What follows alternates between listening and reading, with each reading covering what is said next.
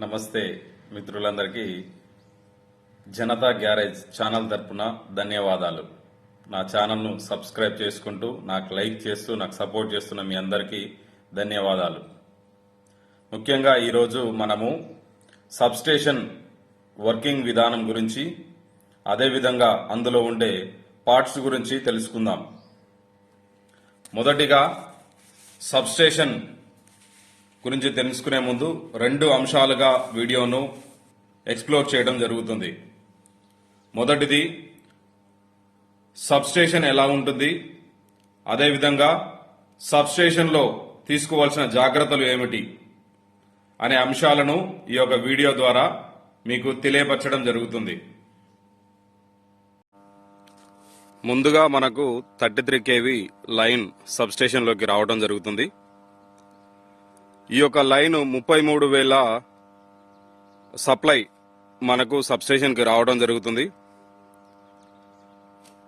ఈ వచ్చిన సప్లైను మొదటిగా లింబులకు మన బ్రేకర్కి ఇవ్వడం జరుగుతుంది. బ్రేకర్ నుంచి లింబులకు ఇవ్వడం జరుగుతుంది. లింబు నుంచి సిటీలకు ఇవ్వడం జరుగుతుంది. సిటీల నుంచి బస్ బార్కు సప్లైను ఇవ్వడం జరుగుతుంది. బస్ బార్ నుంచి ఫ్యూజ్ సెట్ కు సప్లై వెళ్తుంది. ఇక్కడ ఏదైనా ప్రాబ్లం జరిగినప్పుడు ఫ్యూజ్ పోవడానికి అవకాశం ఉంటుంది కాబట్టి పీటీఆర్ ఒక రేటింగ్ ని తీసుకొని ఆ రేటింగ్ ఎంత ఉందో దాన్ని బట్టి మాత్రమే ఫ్యూజ్ వేయడం జరుగుతుంది. అక్కడి నుంచి మనకు పీటీఆర్లు ప్రతి సబ్స్టేషన్ కు 2 లేదా 1 లేదా 3 గా విభజించడం జరుగుతుంది. మనకు ఉన్న లోడును బట్టి డివైడ్ చేస్తూ పీటీఆర్లను నిర్ణయించడం జరుగుతుంది. అదేవిధంగా మా దగ్గర 2 పీటీఆర్లను ఉంచడం జరిగింది. పీటీఆర్ నుంచి ఎల్వీకు సప్లైను ఇవ్వడం జరుగుతుంది. ఈ ఎల్వీలు 2గా ఉన్నాయి మా సబ్స్టేషన్లో. 2గా ఉన్నటువంటి ఎల్వీలను ఒక ఎల్వీకి 2 ఫీడర్లు లేదా 3 ఫీడర్లను ఇవ్వడం జరుగుతుంది. అదేవిధంగా మా యొక్క సబ్స్టేషన్లో స్టేషన్ ట్రాన్స్ఫార్మర్ను ఉంచడం జరుగుతుంది.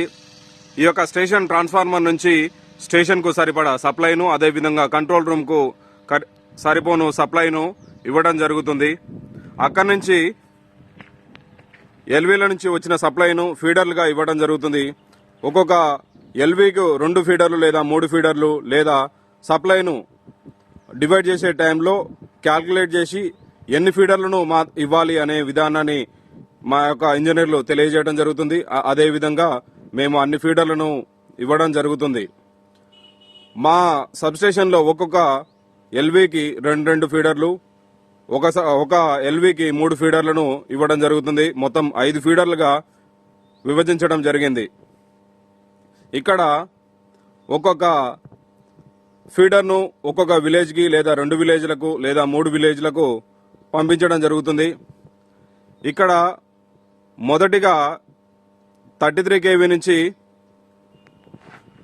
పీటీఆర్కి వచ్చినప్పుడు పీటీఆర్ దగ్గర స్టెప్ డౌన్ అవ్వటం జరుగుతుంది. స్టెప్ డౌన్ అయ్యే టైంలో 11 kV ఇక బయటికి రావడం జరుగుతుంది. 11 kV నుంచి ఎల్వీకి వచ్చి ఎల్వీ నుంచి ఫీడర్లకు రావడం జరుగుతుంది. ఒక్కొక్క ఫీడరు ఈ విధంగా ఉంటుంది. ఇక్కడ పొరపాటున ఏదైనా అనివార్య కారణాల వల్ల ఫీడర్ ట్రిప్ అయినప్పుడు కంపల్సరీగా రిలేలను సెట్ చేసుకుని 5 నిమిషాలు ఆగి సంబంధిత అధికారికి తెలియజేసి ఫీడర్ను ఆన్ చేయడం జరుగుతుంది. ఇక్కడ ఫీడర్లో ఈ విధంగా ఉంటుంది.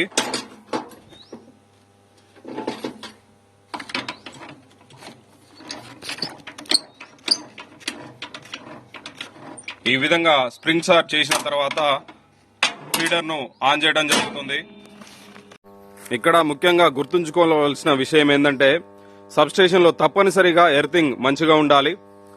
ఆ ఎర్తింగ్ అనేది ఎంత మంచిగా ఉంటే మనకు సప్లై అంత మంచిగా ఏ ప్రాబ్లం లేకుండా పాస్ అవడం జరుగుతుంది.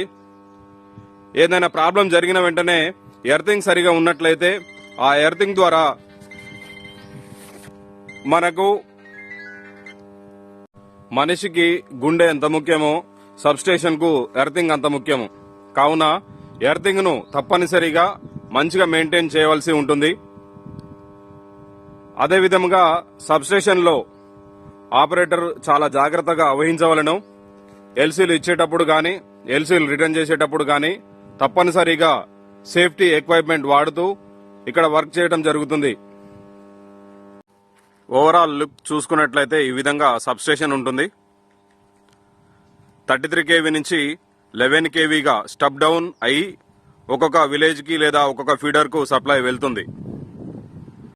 దయచేసి నా ఛానల్కు సపోర్ట్ చేస్తూ నాకు మీ నుంచి సపోర్ట్ ఇవ్వవలసిందిగా ప్రతి ఒక్కరిని ప్రార్థిస్తున్నాను. థ్యాంక్ యూ, ధన్యవాదాలు.